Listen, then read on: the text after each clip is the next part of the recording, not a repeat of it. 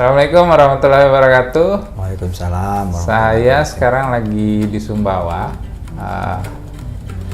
untuk liputan persiapan MXGP Pisamota sama tim Suara NTB, tapi ternyata ketemu sama Bang Iqbal Sanggo. Nama senimannya Iqbal Sanggo. Iqbal Sanggo. Nama lengkapnya Bang? Muhammad Iqbal. Muhammad Iqbal. Gimana barusan? Rame? Ya, rame. Habis kita main di Istana Bala Putih tadi, pameran lukisan Bang Galap Zulkifli. Jadi kita ikut berpartisipasi lah kira-kira gitu Bang An. Karena teman-teman seniman juga ngumpul tadi sana di Bala Putih. Ya, sama Bapak sebagai bagian dari teman-teman seniman di Sumbawa, ya, kita juga ikut menjadi bagian dari event itu gitu. Iya. Menghibur masyarakat Sumbawa. Mantap. Berapa lagu barusan Bang? Tadi ada 7 lagu. Kita awal lagu Sub Sambapa, tapi karena audiens penonton itu lagi seru-serunya kan, sudah lagi semangat gitu, ya nambah lagi gitu. Jadi banyak kita nyanyi kok. bikin ketagihan dengan lagu Sambapa. Saya itu? Kedung Penyayang. Kedung Penyayang. Nah, itu kan terlanjur cinta. Kalau Bang An sudah terlanjur cinta sama seorang, itulah lagunya. Ya, saya senang lagu itu. Terus kita mau ngobrol soal ini Bang, soal Bang Iqbal. Saya pengen Bang Iqbal cerita soal bagaimana Bang Iqbal bisa sampai di karir musiknya yang sekarang. Dari kecil Bang. Oh iya. Bang An jadi panjang jadinya nanti. Panjang jadi saya Bang An dari kecil memang sudah dibiasakan didengarkan dengan musik gitu Bang An. Jadi memang otodidak. Ya. Di rumah itu orang belajar menari, belajar musik tradisi gitu di rumah. Dari kecil, dari kelas 3 SD itu bahkan saya sudah diajak sama bapak itu, orang tua, perform di Pulau Moyo. Saat itu datang Putri Lady Diana, pertama Lady Diana datang ke Pulau Moyo itu. Nah, saya yang ngisi itu, tapi kita pakai ini materi tradisi gitu kan. Jadi musik tradisi. 3 SD itu saya ngiring hibur Putri Lady Diana di Pulau Moyo. Masih punya gambaran tentang? Masih, saya dibopong sama bule-bule itu kan ketika saya main, karena mereka kaget lihat saya masih kecil 3 SD sudah bisa main, bikin ya rame gitu kan, bule-bule itu kan. Nah, sejak itu di rumah memang latih musik, ada band juga kan. Jadi ya ngelihat setiap hari, kadang jam seminggu tuh ada sekali latihan gitu di rumah gitu.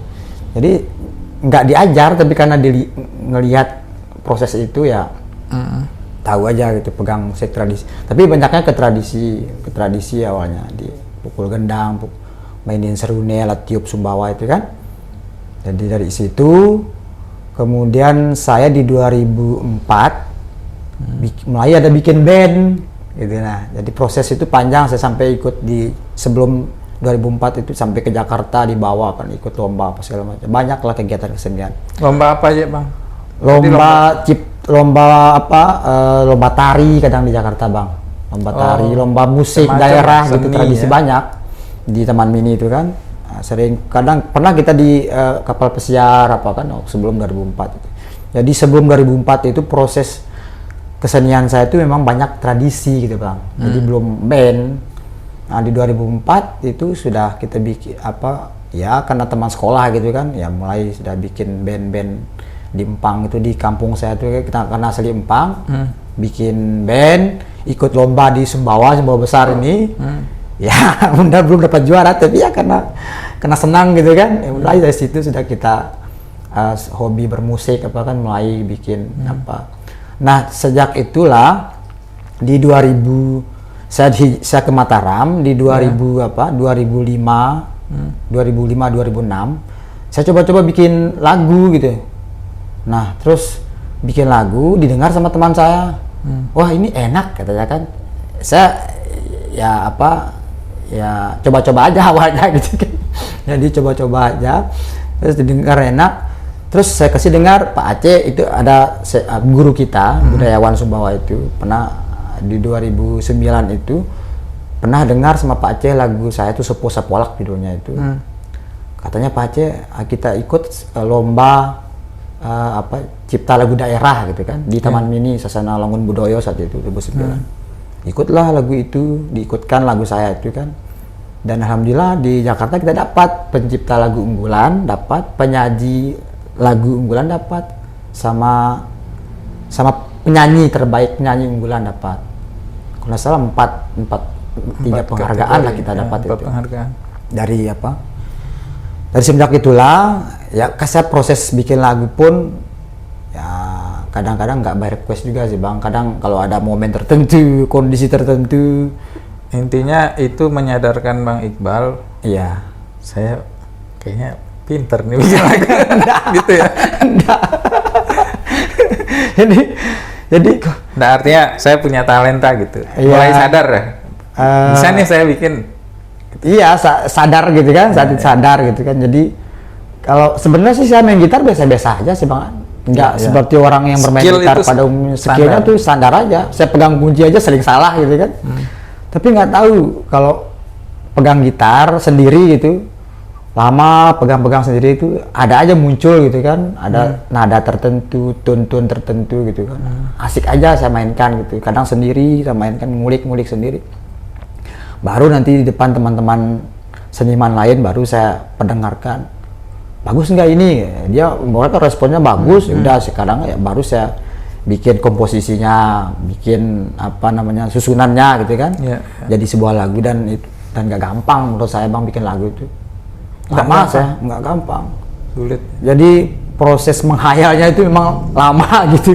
Kita cari momen tertentu, kondisi tertentu, suasana kebatinan kita kan juga perlu kita kelola juga kan. Mood kita kan kita perlu kita kelola kan. Kita pelihara. Kadang-kadang mood bagus, tapi kadang-kadang sudah enak gitu ini ada dapat lirik baru gitu. Tapi mood nggak bagus gitu lah. Sudah dapat inspirasi misalnya mau bikin lagu gitu. Tapi kadang-kadang nggak dapat nadanya, nggak dapat tone-nya. Nggak ketemu sama. Dan sampai sekarang 2022 ini kan baru berapa lagu saya buat, sekitar ada 17, baru 17. Dan itu 17. menurut saya memang karena orientasi saya bikin lagu itu memang nggak komersil gitu. Memang awal-awal karena memang iseng-iseng aja gitu bikin lagu. Jadi bikin lagu iseng-iseng. Tapi orang dengar kok enak gitu, ya udah bikin. Terus kita pernah bikin komposisi musik Festival Budaya Sumbawa dulu waktu Pak TGB Prodi pertama itu ada Festival Budaya Sumbawa di Taman Budaya itu sama Pak Badrul Munir itu.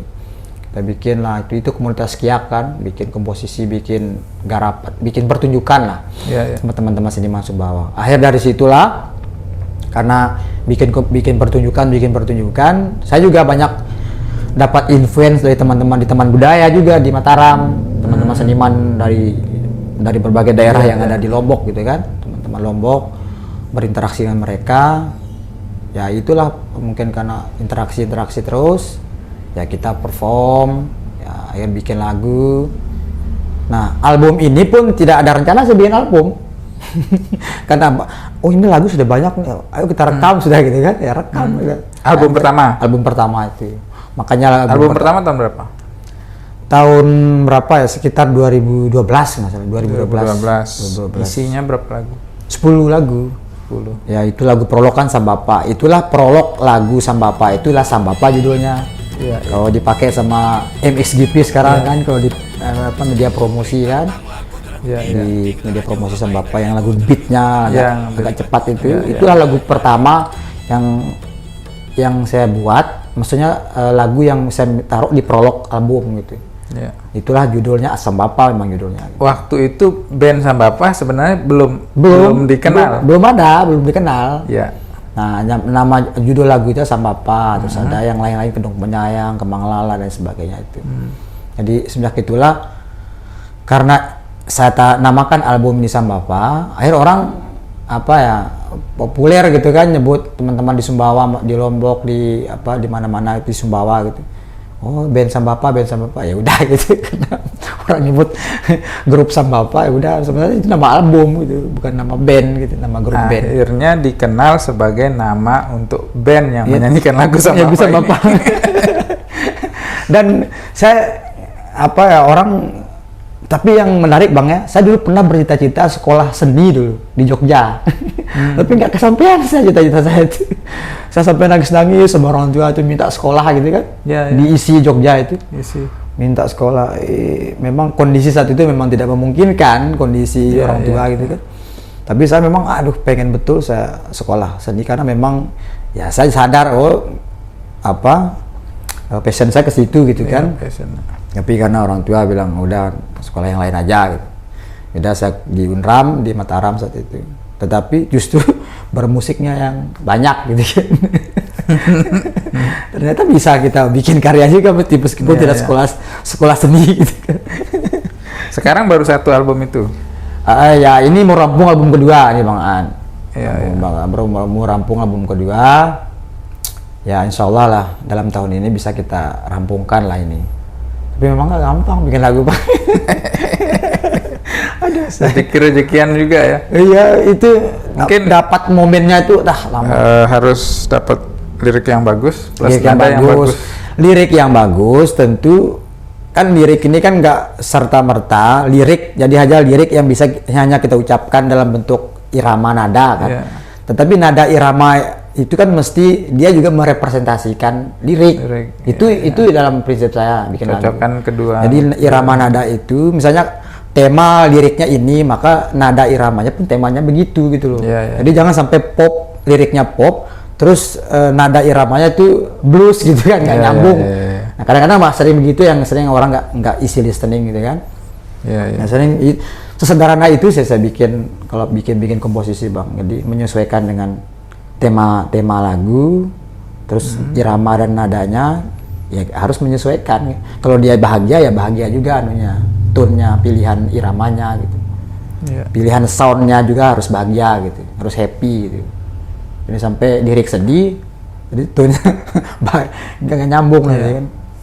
Kalau pencapaian terbesar Bang yang pernah diraih di musik karir, pencapaian itu Bang, dapat penghargaan itu sebagai pencipta lagu daerah itu. Yang di 2009 ya, 2009 itu. Itu saya juga nggak nyangka dapat penghargaan jadi pencipta lagu, nggak pernah nyangka jadi pencipta lagu kan.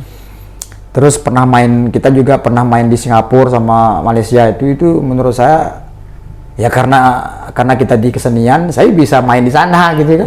Main di Malaysia, di Kuala Lumpur, main di Jakarta kan, diundang di Jakarta ya karena kita punya karya, punya teman-teman seniman muda kita ini kan gabung dalam grup kita ini, Kiak itu saat itu Pak, di 2008 itu. Jadi banyak kita mentas tampil di Lombok, di luar Lombok, di Jawa gitu. Ya karena kita bersyukur ada karya kesenian itu. Itulah rasa puas aja gitu saya main gitu diundang di luar itu. Jadi kalau lagu Sambapa itu semacam jadi theme song apa gimana sih di MXGP ini? Ya theme song Bang, theme song. Kan dari trailer awal kan, itu trailer kan awal kan itu juga Sambapa. Terus kemudian di video kedua juga pakai Sambapa. Yang ada pagupnya juga pun di terakhirnya itu ada lagu Sambapa, Alam Sumbawa kan. Alam Sumbawa dipakai di ujung. Terus yang baru-baru ini Dinas Pariwisata Provinsi NTB promosi yang ada Pak Bupati dan Wakil Bupati juga pakai Sambapa kan, theme songnya kan. Untuk backup. Mungkin saya yang nggak tahu. Teman-teman juga banyak yang pakai di Malang, di Jogja juga yang mahasiswa untuk bikin tarian itu kadang pakai itu lagu itu. Kita juga kemarin pakai lagu itu. Dan Bang Iqbal komen kayaknya di mana gitu ya. Keren lagunya. Semudah-mudahan dibaca sama bos gitu. Keren lagunya. Terus sekarang Bang mau kemana gitu setelah di fase ini? Mau setelah bikin apa, kemudian apa? Mungkin ya album kedua ya? album Ngejar kedua album yang pertama, terus kayaknya kayak kita kan agak bergeser kan. Dulu kalau kita bikin lagu kan harus ada CD, kita bikin produksi CD ya kan. Sekarang kan sudah apa era disrupsi gitu kan, media juga begitu kan, kita memang harus melek juga gitu kan. Kita mainnya jadi apa platform media gitu kan, di YouTube gitu kan, karena memang eranya memang menuntut kita untuk begitu. Jadi kita sekarang saya bikin lagu misalnya ya, dulu memang nggak ada orientasi bikin video klip, sekarang saya bikin video klip karena untuk kepentingan itu gitu loh. Nah, kemarin saya baru habis ambil gambar itu ya karena untuk kepentingan itu, karena eranya memang kita harus begitu gitu kan. Kan sekarang memungkinkan Bang, konten kreator kayak pencipta lagu atau pencipta karya seni itu memperoleh manfaat finansial dari karyanya. Misalnya kalau dipakai di mana, royalti bisa gitu secara otomatis dapat royalti melalui kolektor yang kerja yang berkontrak dengan kita. Sudah itu ke arah sana atau gimana? Kalau memang kalau saya sudah buat aturannya begitu, Bang An bisa ambil lagu sama Bapak sebenarnya misalnya kan. Nah, maksudnya kan kalau dipakai misalnya dari iklannya itu dari mananya langsung sempat saya ingin begitu Bang di awal kemarin itu. Jadi karena memang ya niat saya sih bikin begini-gini Bang, ya berkarya aja sih orientasi saya awal kan. Jadi nggak ada memang belum ada ya untuk apa ke nilai ekonomi itu nggak ada saya sebenarnya di awal-awal itu, ya berkarya aja gitu, bikin lagu, bikin apa, karena memang hobi aja gitu kan. Jadi orang pakai lagu gitu, banyak yang bilang ke saya, oh kenapa dia nggak ada royaltinya, ada segala macam, nggak ada komunikasi. Ya saya bilang ya sabar, itu pahala mungkin ini ya lagu kita ini karena memang kita nggak ngatur gitu, memang kita nggak siapin gitu kan untuk itu gitu. Nah kalau sekarang mulai sudah kita siapin serius gitu untuk karya next Bang. Seviral apa lagu kita nantinya? Ya jadi banyak teman-teman yang ngambil lagu gitu kan, yang di akun teman-teman yang lain gitu sudah ya, kalau di konteks YouTube sudah dibayar gitu di beberapa akun teman-teman yang lain yang sudah pakai lagu sama Bapak. Banyak memang yang sudah pakai gitu untuk video klip, untuk apa, untuk di cover ulang, untuk apa gitu. Banyak sudah. Setelah saya lacak itu di YouTube itu banyak. Dan saya diamkan aja Bang An. Ya, maksudnya ya udah saya bilang kan kembalikan aja ke rezeki gitu kan. Kalau saya tuh ya sama Bapak tahu saya, teman-teman di Sumbawa kalau ada event ya undang sama Bapak, tetap undang sama Bapak gitu. Kita main gitu kan. Kita perform gitu. Jadi soal itu ya selesai lah itu. Tapi memang saya nggak siapin dari awal itu soal itu. Nah kalau sekarang sudah mulailah kita tata gitu Bang, kita siapin untuk ya kira-kira yang bisa mendatangkan itu dari nilai tambah gitu nih Bang. Karena emang dunianya sekarang begitu gitu. Konten kreator, ada pencipta lagu. Jadi kita collab gitu dengan teman-teman videografer kan, saya pencipta lagu, teman-teman videografer, terus kita collab dengan teman-teman yang jago audio, visual, terus teman-teman yang di foto gitu kan, kita collab sudah kan untuk apa, bikin karya gitu kan, karya yang bagus gitu, yang orang bisa nikmatin itu udah, dan bisa menantangkan cuan kira-kira gitu Bang. Mantap. Karir di luar musik gimana Bang? Luar musik, saya sehari-hari di kampus Bang, di kampus di Universitas Teknologi Sumbawa. Memang dari awal 2014 sih di UTS. Sekarang apa tugasnya Tugasnya sekarang jadi direktur kerjasama di UTS. Jadi karena juga berpolitik. Jadi kalau istilah saya itu paginya ngampus, sorenya ngepolitik, malamnya manggung. Itu siklus kehidupannya, rutinitas hidupnya. Jadi saya nikmati aja gitu Bang, nikmat aja. Karena bagi saya itu kayak lagu Panyomo saya buat bersama Alam Sumbawa itu. Itu sebenarnya kritik kebudayaan saya gitu. Saya ingin nyampaikan ini loh, kita ini punya kondisi lingkungan, kondisi alam yang sudah kritis gitu kan.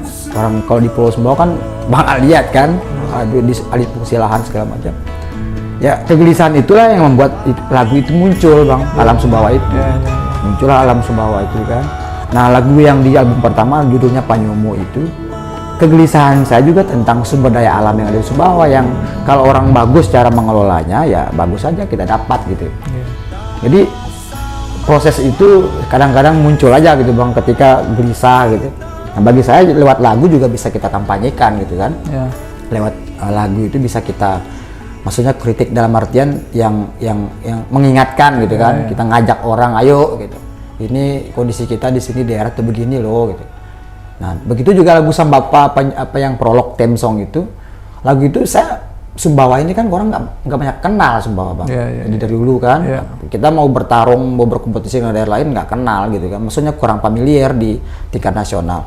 Saya mikir, aduh kok kasihan juga daerah tempat saya lahir gitu kan di Sumbawa itu. Makanya saya bikin lagu itu Sambapa itu gitu. Biar Sumbawa itu terkenal aja, maksudnya biar ini kita punya kekayaan, punya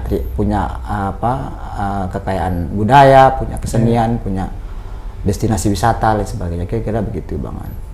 Jadi orientasinya begitu aja gitu. Tapi kayaknya kalau saya pikir-pikir nyambung juga itu. Musik, kampus dan politik itu. Ya bisa kalau digerakkan untuk satu kepentingan kayak tadi ya, memperbaiki alam. Iya betul. Tiga-tiganya itu kalau arahnya sama, betul sekali. Itu bisa kuat sekali. Bisa kuat Bang. Musik itu mempengaruhi pikiran dan hati orang. Iya. Pakai lirik-liriknya. Kemudian di kampus itu memberikan landasan ilmiah kenapa harus begitu gitu. Dan politik memberikan daya paksa terhadap perubahan itu. Betul sekali. Ya di kampus kan, kalau saya makanya sampai hari ini saya nggak mau tinggalin kampus karena memang ya diskursus intelektual kan terjadi di kampus kan. Jadi ide itu kan dibicarakan di sana. Jadi saya kadang-kadang dapat basis pengetahuannya di kampus gitu kan, baru lihat fakta gitu kan, kemudian ya tadi itu dengan politik lah alat paksa kita untuk itu gitu Bang. Dan jadi dia saling memperkaya sebenarnya. Memperkaya Bang. Politik dan kampus itu bisa menjadi sumber inspirasi untuk lagu juga kan. Betul. Oke, cukup Bang. Apa yang mau disampaikan lagi? Mau promosi album? ya kita kebetulan malam ini sebenarnya sudah kita rilis tadi lagu baru itu Selamano itu. Jadi memang kita sudah mulai tayang itu tadi malam ini, hari ini, dan insya Allah kita akan terus produksi gitu beberapa lagu yang lain gitu dalam konsep yang sama, maksudnya kita bikin di channel YouTube kita di Sambapa Musik itu channel YouTube kita. Dan saya pikir kita berkarya terus bikin lagu, dan selain tadi kita sudah mulai mengatur kira-kira untuk mendapatkan nilai tambah, ya kira-kira kita juga bisa berkontribusi buat daerah inilah kira-kira Bang. Buat Sumbawa gitu kan khususnya gitu kan. Jadi saya juga kasihan aja, maksudnya ya kita ingin sama-sama berbuat lah untuk daerah kita kan. Kira-kira gitu Bang. Terus berkarya. Terima kasih Bang Iqbal. Sama-sama Bang. Sampai jumpa di ini Fleksibel edisi 4 Bang. Jadi siap. Kita ketemu lagi nanti di Fleksibel edisi kelima. Terima kasih. Assalamualaikum warahmatullahi wabarakatuh. Waalaikumsalam.